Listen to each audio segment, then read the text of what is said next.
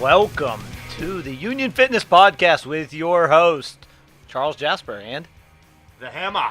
the Hammer. With one M.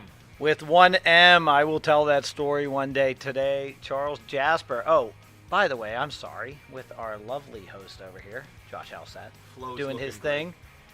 Looking 70s today on us. I like it. I like the look today. Today, Charles, we have a near and dear friend to our heart, Not only our hearts. Simone Morin. Is that how you say your last name? Yeah, you didn't know that? Mm-mm. Well, she was near and dear here because she came here to compete. And we're going to say it right now. She got robbed on her squats. Highway robbery. It was terrible. I mean, the squats were deep enough. We're going to talk to Doug when we see him this next weekend and be like, hey, your judges robbed Simone on her squats. But whatever, she's still doing Squattober. She's working off at 38% of her one rep max, I believe. Yeah, she hasn't worn a belt all season. She's been soft and hiding from it the whole time. Yeah. Or she's just super strong. Yeah, well, no, soft. Big brace. Soft. I think she's wearing squat gear. But today we got Simon on. I'm going to let her tell her story. But quick synopsis. Springfield College University A&T alum. Master. She made a face when I said it. It's just A&T. Springfield. Just Springfield. I made that up. Springfield alum. Bachelor's and Master's. Worked at UConn. Worked at Springfield. Worked at Quinnipiac. Worked at Kansas. Worked at the George Washington University for the Todd Hammer. You're? No T at the end. And has returned to Quinnipiac to work for B, the man, the myth, legend there, back in her home state of Connecticut, Shipping off. to Boston. And we're going to go ahead and introduce her. Simone, or as we like to call you right here, Simon, welcome to the big show. Simone's here. Thank you. Good to be here. Are you going to tell us comedy because you're in front of a brick wall? Is this your Jerry whatever, Yes, Seinfeld? that's the goal. Here's Okay. the mic. We're ready. Here's the punchline. Where are you? This is my apartment. I have a nice accent wall. Wow. It's I don't probably have- a lot cheaper than DC, I bet. Yes, it is. Nice. So, Simone, tell us, what do you do? How'd you get there? Tell us about yourself a little bit. Good question. You kind of Hold on. How egotistical are you to say, good question, let me talk about me? Can you let her answer the first question? You taught me that. You taught me that. I'm sorry. Go ahead. You already kind of hit on the main stuff, but I started my career at Springfield College, did both degrees there. Through that, I had a lot of opportunities to do a couple different internships, where I started at Quinnipiac, the very first actual college internship with Coach B. So he had me when I was very green, had no idea what I was doing, but I survived. From there, I interned at the University of Kansas. Then I interned at UConn. And then Kansas actually asked me to come back for a part-time type of gig for a few months. So I did that. And then the G-Dub job opened up. And I had always wanted to go into the basketball world. So I jumped on that opportunity. And then I was with the myth. He is a mythical- myth. He's actually not real. not just a myth. Just like the Loch Ness Monster, he's only I been can't- seen I a few can't- times. Can't gas you up too much. So I No. kind of. Well, you can. It's totally acceptable. So let's roll back real quick. Hold on. Yeah, Okay. it's my turn, Oh, I'm old sorry. man. Let's roll back real Wait, quick. why does Josh give a thumbs up when he speaks? Well, because this is the only time I can get it. I got to dive right in. You got to take a step back because not too many people know about UConn and Kansas and the OG strength stuff there. Basketball is like no joke. And you were in the trenches. So hype yourself up a little more. I did get some really cool opportunities. At Kansas, I was helping Hootie out with men's basketball, so I was right there, seeing everything, working with her. At UConn, I only worked with women's basketball, which is pretty dope because they're pretty legit. So I was just with Amanda Kimball with They basketball. go dancing a lot. They do go dancing a lot, so that was really cool to see them. And then Jen Rosati at G-Dub is a UConn alum, so that was kind of a nice little connection when I went that way. I had a lot of really good basketball experience to get me geared up for the G-Dub job. And then now I'm back here in Connecticut, which is fun. It's cold. It's probably cold. It's getting cold. It's not bad yet. I don't love the cold, so I am a little bit nervous. They're laughing at me, but I went to Boston. I'm laughing for a multitude of reasons. week ago. One, because it's not a question, it's a statement. Two, because I know Simone well enough to know that Simone doesn't tan, but she's convinced she does. She looks so tan. Every time it's above, no, she's embarrassed, so she's red. Every time it's above like 68 degrees out, she just lays out there trying to get tan and looks like a frying piece of bacon turning redder. Frank the Lobster. Yeah, and so she's like, oh, it's 71 degrees. I'm going outside to lay there, hammer, and I'm like, you're not tanning, Simone. So Oh, what did I teach you? You have to look at the UV index. If the UV index is at 8, you got to get out there. You got to you get know out that, there. Josh. Josh was unaware of UV index. We live in Pittsburgh, Break it down. We have poor air quality. the and home of clouds. the only index we know is 7, and it's Ben Roethlisberger. If you are particularly pale and you're listening to this, maybe put some sunscreen on if it is an 8 or above. Yeah. I- Yes. For the record, for all the listeners, I once used sunscreen and it was a terrible day because I didn't get any sun that day, so I will never wear it again. Mm. I'm lucky with that. So tell us about now. You were at G-Dub with me there. We were together for, I was there a little over a year with you. You hung out another year after I left, but we're so heartbroken that I left, you had to leave, and that's Whoa, kitty. Cats make an appearance. So you get the call to return to Quinnipiac. So what are you doing there now? Tell us about your gig you got going on. Yeah, so B kind of called me up. He had an opportunity for another full-time position. The opportunity to move home was exciting, just to be family and things like that. And then at Quinnipiac, I am working with 8 of the different teams right now, mostly field sports. So it's a little bit different than what I was used to. B even asked when I was heading out this way, he was like, you're not going to have basketball. Like, are you okay with that? And obviously I said yes. And I've gotten to a point, I think, in my career where helping any athlete is really exciting and good to see their progress. So to me, I'm no longer necessarily tied to a sport. I just want to help athletes get better. So now I have a wide range of athletes, and I get to do that every day. So yeah, right now I'm working with both lacrosses, both soccers, field hockey, volleyball, softball, rugby. I'm missing one. Wait, you guys have rugby? We do. We have Division I rugby. Whoa. I didn't know that was a thing. Me neither. Club only. There for a bit, and now I do. But they're really fun to work with, and they get after in the weight room, so it's really fun. When I got to G-Dub, I didn't know squash was a thing in college athletics. But it was better than one of the administrators who, when he first got hired, asked where the football field was. Dun, dun, dun. That happened.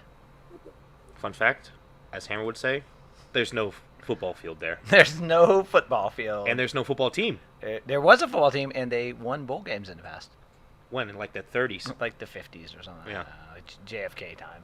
Well, many moons ago, as they say. So, Phony Simone, how are you training these kids? Like, what's your idea? Like, what's your progression coming in new? Especially with this weird time. Like, has a lot changed? You still stay in the course of what you've done before? Things have changed mostly because of COVID regulations. Right now we're doing, all the teams are in different like pods. So say men's lacrosse is broken up into 2 pods. So those pods train together all day, but they don't see the other pod. So that way, like if somebody gets sick, only half the team is wiped out, not the whole team. Yeah. It's a terrible way to describe it. I mean, it's better than knocking everybody out. So with that system, then I have slightly smaller groups, but I have groups more often. And then right now I'm running not necessarily a circuit, but everything's on the clock so that they have X amount of time at a certain station with whatever equipment, and then we rotate. They have like a minute to clean it down and rotate. So the actual training, slightly different from a structure standpoint, content, still pretty much the same. I mean, I think it's really important to move in different planes of direction, get some push and pull, upper and lower, pretty basic stuff. They had not been training until I got there because there was nobody to train them. Oh, man. You got a bunch of wet noodles. Yeah, so we're kind of starting at ground zero considering they had 6 months off for COVID and then came back and they were playing their sport but not really training. So now, we're starting from ground zero.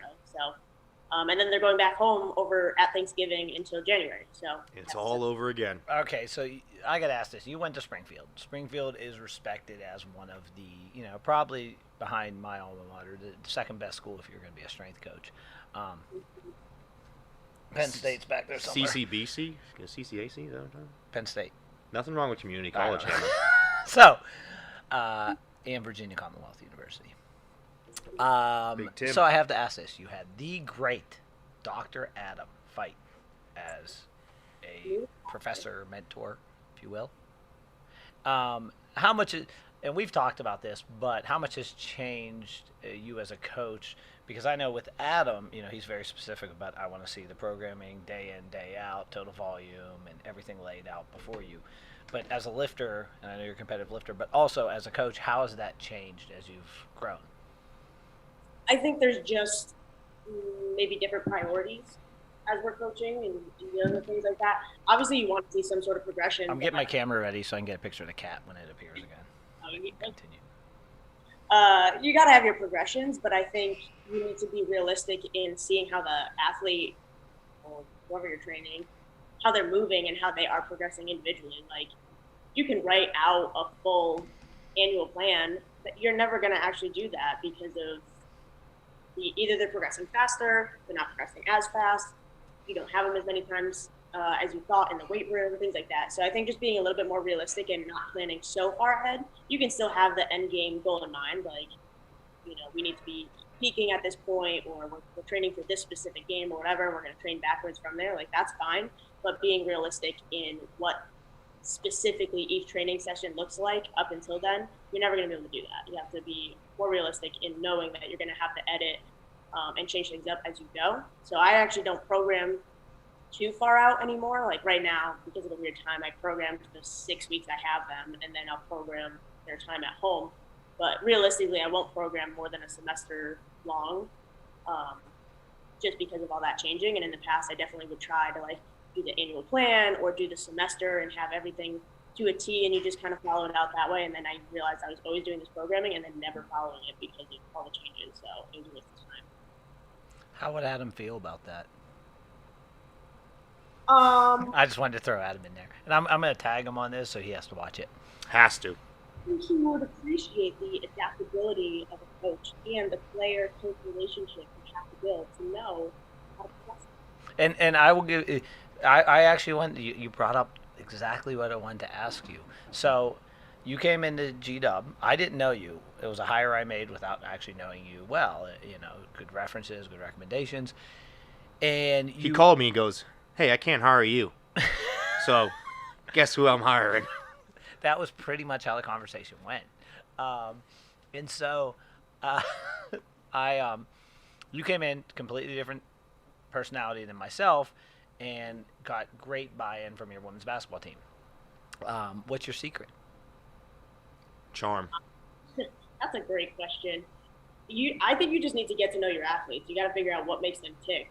Are they the type of athlete that you need to yell at them to get them to give you everything, or do you need to kind of have them one-on-one and talk to them about the details and fix things like in a less maybe aggressive environment or something like that? So I really think it comes down to knowing each individual athlete and getting the most out of them that way.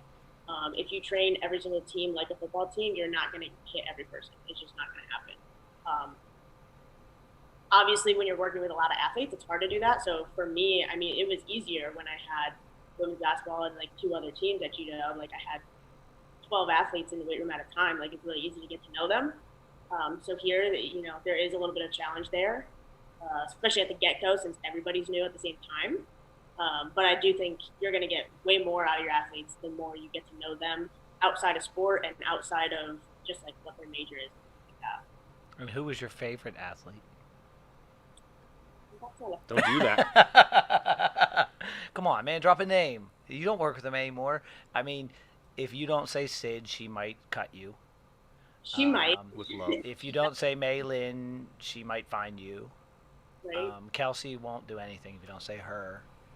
Olivia might yell at me. Yeah, so I'm hoping that you drop a name in there. We'll get one out of her or something. We will. All right. So I got one for you. Here's a loaded strength coach interview question that probably not a lot of regular lifters or gym goers might know how to answer. So, training a male athlete versus a woman's athlete. That's female. Female, woman's person. Would you train them differently? How would you train them? Lay it on me. Like I don't know what I'm talking about. Good Because question. you don't. The actual programming standpoint, I would train them the same.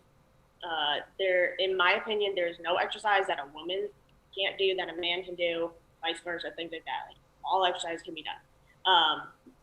From a specific what each athlete needs, there are certain exercises that typically females tend to need a little bit more of based on just the way their body is built.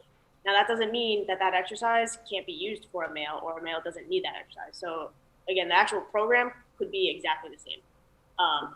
From a coaching perspective, I think male athletes tend to get a little bit more distracted and take their time in the weight room. So I have to be on them a little bit more about like pace and moving around and picking up on the details and making sure they're just like working through the actual workout at a reasonable pace. And females tend to kind of fly through it. So sometimes I'm almost trying to slow them down and be like, you don't need to sprint through the entire workout. So that's just kind of a subtle thing that I've noticed between the two. But from an actual programming standpoint, I don't think there's any real difference that needs to be done outside of figuring out what each individual needs. Nice, So you passed. Which would you rather train? Athletes. I don't know. I would have a rather. I think they're just so different. I like training both. Because for a while there, I only had female athletes at GW, and that was kind of weird to me. So I like having the change up and the challenge of working with a lot of different people. You're so PC in your answers because the answer is always train female athletes. They're easier to train. I'm sorry. You know, CJ. sometimes you gotta crack 2 Red Bulls over your face and let the boys eat. So that's kind of a true story. yeah, We try not to talk about CJ's dark past at Moorhead State. I think the ladies would just look at me like I'm a weirdo if I did that one. So Well, I really have no retort to his last statement. yeah, So all right, so you get into powerlifting. You did your first meet, right? Yeah. Tell us. Double two-parter here. One, how was it? question Two, inception. yes. One, how was it? Two, what did you learn as a coach through doing that? Great questions yet again. Oh, gas them up more. Write that down, Josh. The meet was awesome. I had a great time. It was, I guess, more of a supportive environment than I was expecting. I was expecting it to be a little bit more, I don't want to say competitive, but everyone just like wanted you to hit your numbers. No one was like, oh, I see so-and-so hitting that number, I got to try and hit this. It was just very like positive and like do the best you can and let's all support each other do that. So I thought that was really powerful. And then for me, numbers-wise, I did way better than I expected. Not on the squat. We can talk about that at a later date. But bench did way better than I expected. And deadlift, it was like a 20-pound PR or something like that. So that was really exciting. Hey, you didn't get buried. You didn't get buried in your squat, so it's all a win. You stood up. Yeah. Yeah. She got robbed on depth. Yeah. I'm going to keep saying it's a fact. I mean, listen, I love the judges are nice people, but they all sometimes make a mistake. Outside, the floor is a little uneven, so perhaps at their angle, they were lower. Simone was Bro, higher. the head judge gave her a red light on depth on one of them. The head judge don't give red lights. Every powerlifter knows that, but I'm sorry. So what did you learn as a coach that will make you a better coach through competing in powerlifting? I think I've learned just from the whole process, I've learned a lot more about those lifts and like cues on how to help those lifts and make them a little bit more efficient, thus getting more training out of an athlete doing bench press, squat, deadlift, things like that. And then just again, like the support. So, the environment that allowed everyone to be so successful on the platform is kind of the environment you need to have in a weight room. Like, you need to find what's going to be a motivational tool to get each athlete to be successful in the weight room too. Not that they're not going to fail in the weight room. However, creating an environment where they feel like they can actually give you their all and do their best is something that we should try to create as a coach, especially on, bigger days like max out days and stuff like that. So you still squat your athletes? Yeah. I was going to fight you if you said no, because that would That's- hurt my soul. I know. No, You that's a know. state. So here's another interesting tidbit, if you will. Simone has stolen the ex-wife, Do we know what the ex-wife is, people? and she's going to teach us about the ex-wife a little bit. Do you know what the ex-wife is? Oh, Josh doesn't know. I'm shocked. So Simone, teach us about the ex-wife, and tell us when we're getting it back. You're never getting it back. We'll start with that. Oh, there you go. Son of a gun. Well, it is ex-wife, so Son I of guess a we're not- gun. It's a body tempering roll, I think is the technical term. It's basically a big steamroller. You lay on your stomach, typically, unless you're a weirdo like Hammer. And you just get steamrolled by it. It's like aggressive foam roller. And How heavy is it? it's 135 pounds. It'll get all the cracks out of your back, gets all the sore spots feeling right, so that's good. And so we're not getting it back, is what we're learning.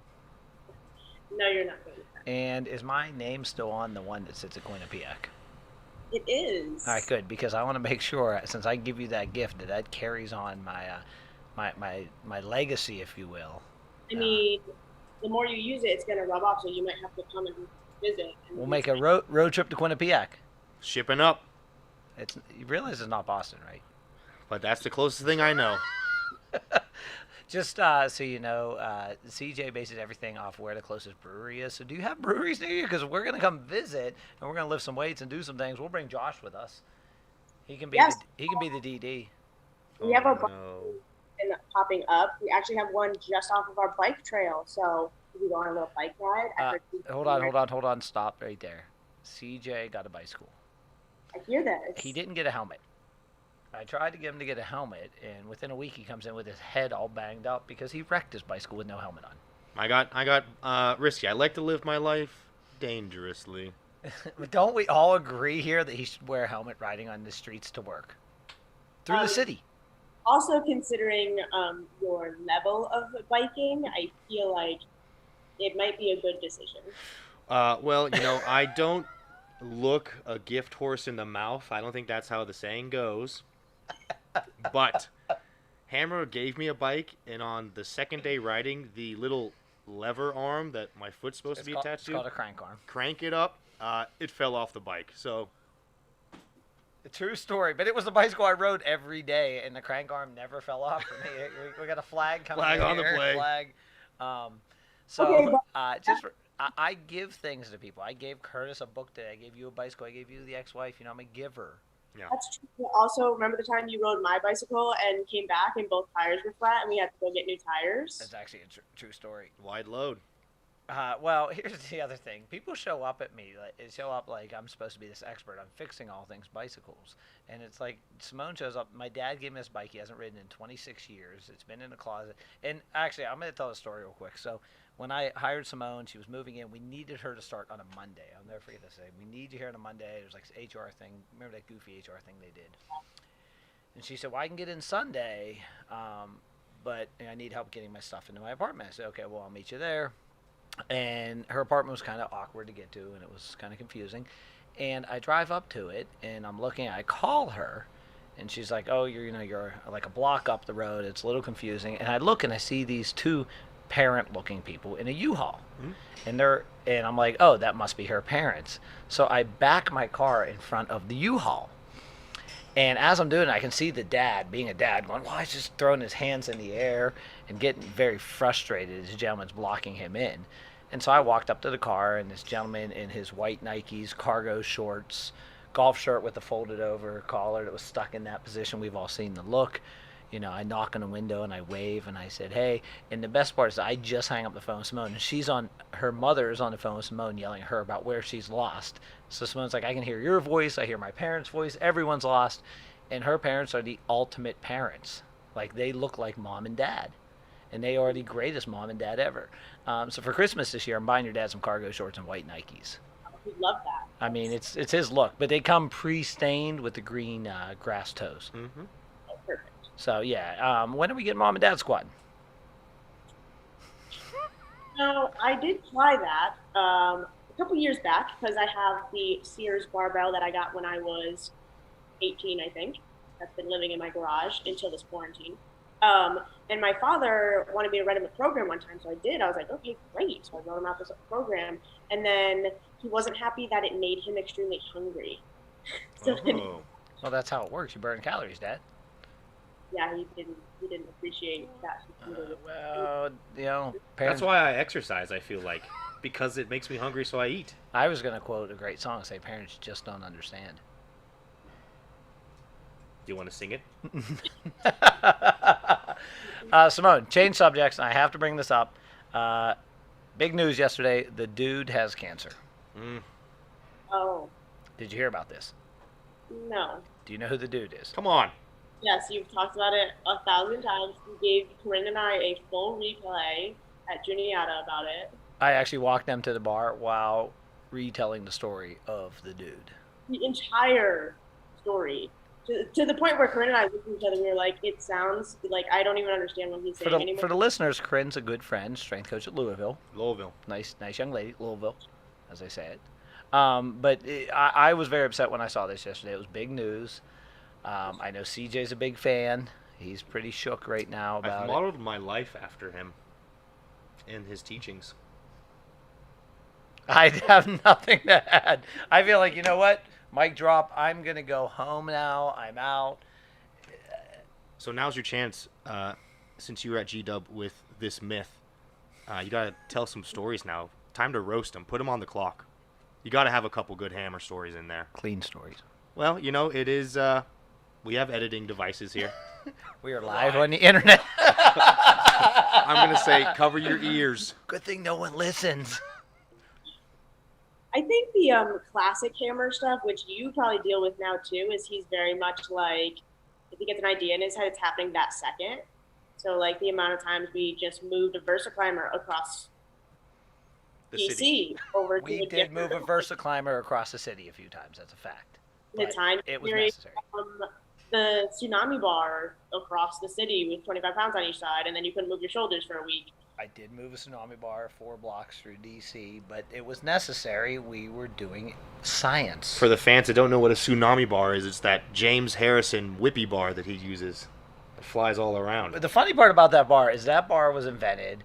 I got one, I don't know, 7 years ago or something. And then James Harrison goes on the Instagrams, the YouTubes. Instagrams. And he makes the tsunami bar famous. And everyone's texting me like, hey, you ever going to get one of these bars? I'm like, once James Harrison has something, all of a sudden everyone has to, James Harrison has it. But moral story, I agree with you, Simone. At times, strengths and weaknesses, we talk about this all the time, right, CJ? Nope. I'm okay with my As our last viewer, or who would he be? guest. Guest. He said, earn your weaknesses, bub. What? He didn't say bub, but he said earn your weaknesses. All right, so back to my point. We all have weaknesses. And yes, I do sometimes just say, hey, I have an idea. Let's make it happen. Let's do it. The problem I have now, Simone, is you were my tempering device, if you will. You would temper the attitude. And now I have CJ room for me. So I say, let's do this. And CJ goes, I got the beer. Let's turn it up. So here we are. We got some video of James Harrison making the tsunami bar famous right here. Make tsunami bars great again. So for the uninformed about the tsunami bar, it's just fun. Invented by a former strength coach at Clemson. I enjoy them. I don't know if they really make a big difference. They're just fun. They look terrifying. They're fun. Mm-hmm.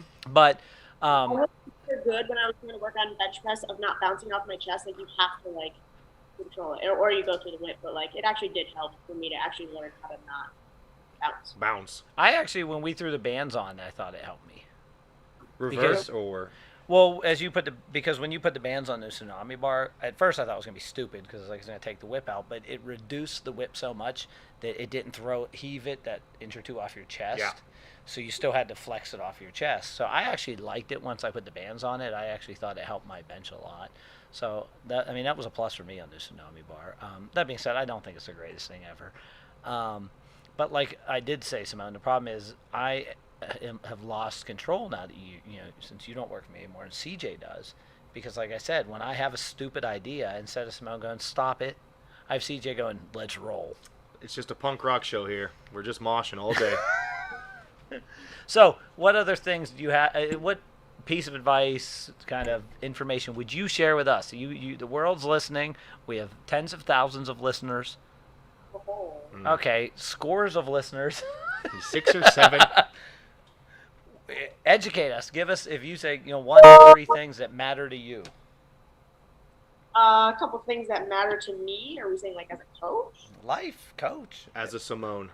As a Simone.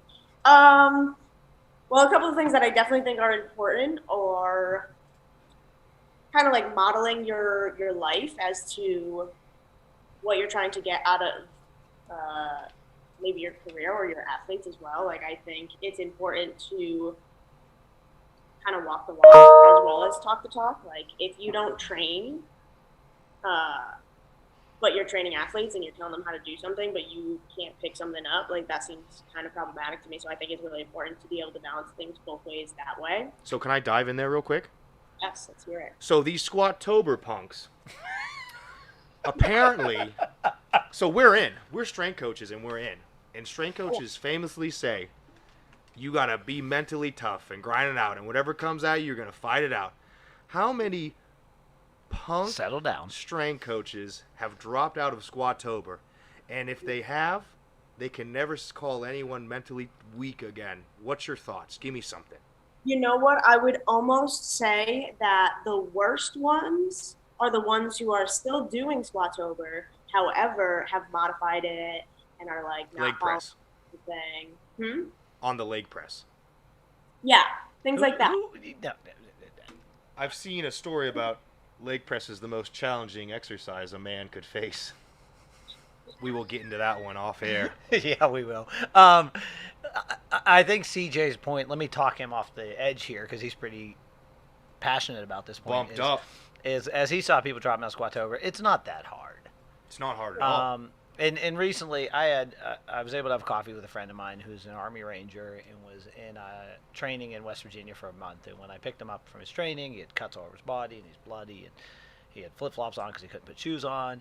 And he just went through basically the worst training you go through for 30 days. And he's telling me about it and climbing down these cliffs in West Virginia and just the chaos that they go through in their training. And I said, one of my pet peeves of strength conditioning is that attitude that, I'm so tough, and it's really not that hard. A couple sets of squats, that's the bare minimum. Like showing up and doing, like today's workout was 3 sets of 5 squat. Like, you're not a warrior. Yeah, on the third set, I was like, I really don't feel like going down, but I'm also not going to be soft, so I'm going to go down and stand up. And probably my biggest pet peeve in strength conditioning is that attitude of we're warriors. Yeah, you're not fake, warriors. You're a fake strength tough. coach. And it frustrates me about your profession. And me and CJ as outsiders can say that. You people. Peace. Strength coaches.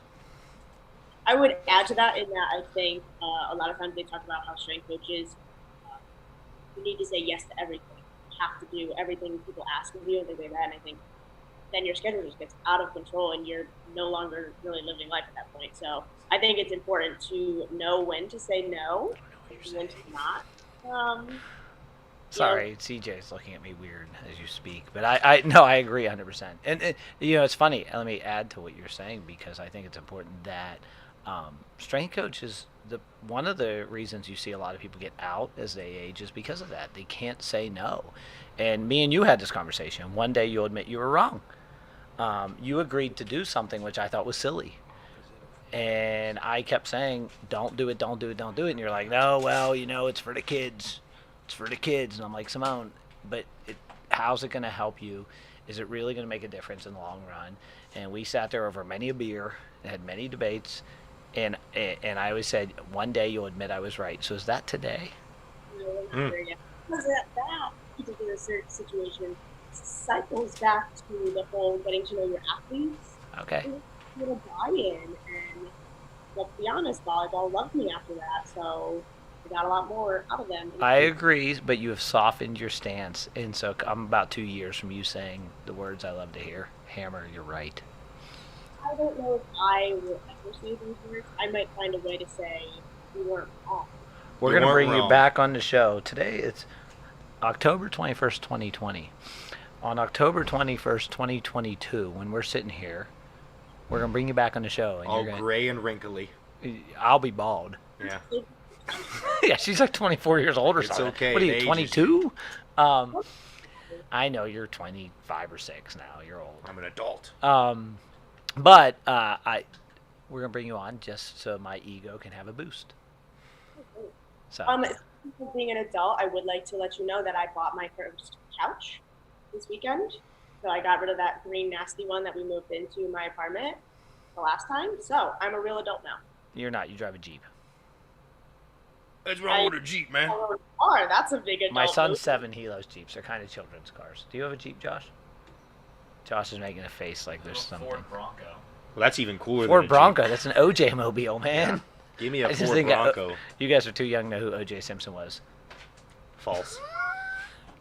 Well, Simone, I want to thank you for coming on our show, rocking and rolling with us like a Meg Thee Stallion concert with openers of Hatebreed and System of a Down. Yeah, I'm definitely Surge.